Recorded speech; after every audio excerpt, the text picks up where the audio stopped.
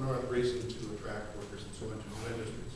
Could you offer some comments regarding the city's role in assisting with affordable housing? Should they? Could they? What would you do, Ms. Mayor?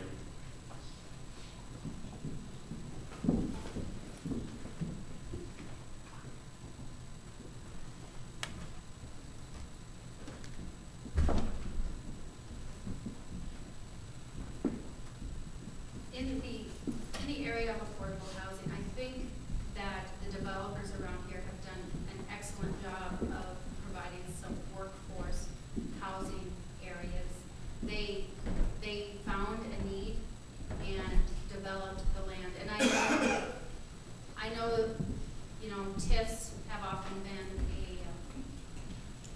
they've been thrown about, and how do we use them and what do they do? And I believe TIFs are used for a blighted area, and I don't consider any part of Spearfish a blighted area, but it is a tool that could be used if used properly. There just needs to be some very strict parameters set, and they need to be the parameters for everyone and not just a select few. I also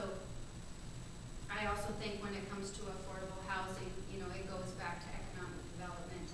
We need to have more jobs and more options so that everyone can take part and own a home.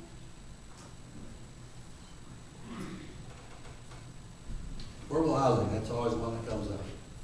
And you know, the definition of affordable housing, it's kind of hard to come up with what the real definition of affordable housing is, because anymore nothing's affordable. But let me tell you, Spearfish was the first community in the state of South Dakota to do trust housing. We had, I think, 10 or 12 lots out of the McGuigan subdivision, which is trust housing. It would take me way more than the 2.5 or 3 minutes that I have to explain it to you. But what it is you build the house on somebody else's property, and you pay the taxes on the property. And there's still some lots out there. In fact, we just re-signed some papers last week so that neighborhood housing will be able to actually build 2 spec houses out there, lease them, so that the people can afford them. And what it is kind of a spread. Say you pay $120,000 for a house where you don't have the cost of the land, and then when you sell the house, you can keep a certain percentage of the profit. Very good deal. At Ward subdivision, we also we're able to reduce some prices on lots out there because of some city involvement. That's another place that we help with affordable housing. We're doing everything we possibly can. But this trust housing was the very first in South Dakota. And blighted area does not necessarily mean blighted. What blighted area means, it would be like a field that has agricultural taxes on it, which is almost nothing compared to city and county taxes or something that's developed. That's what the definition of blight is. What it is that land sat there for 15 or 20 years, and you just paid the egg tax on it or just the pasture taxes on it. That's a definition of blight. It doesn't mean that it's just not any good for anything. But we also have TIF number 3 of McGuigan. And TIF number 3 is the TIF that actually is paying for the lots for the trust housing, plus paid for the property that Prairie Hills Transit's on.